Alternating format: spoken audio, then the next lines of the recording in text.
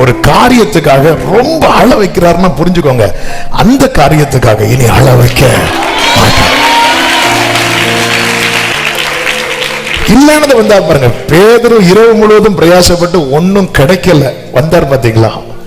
இல்லைன்னு இருக்கும்போது வராரு பாருங்க. இந்த அன்பை நீங்க இத பாருங்க.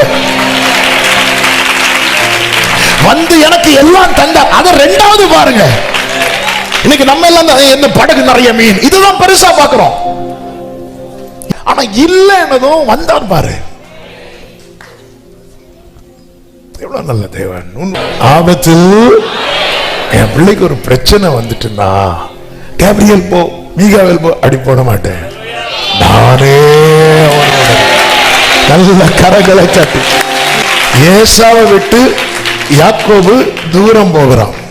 அப்பொழுது ஏணி வைக்கப்பட்டிருக்கிறது, தேவதூதர்கள் ஏறுறது இறங்குறத பார்க்கிறான். 20 வருஷம் கழிச்சு ஏசா யாக்கோபை நெருங்க போறான். அப்படி இருக்கும்போது ஏணியெல்லாம் மாத்திட்டார்.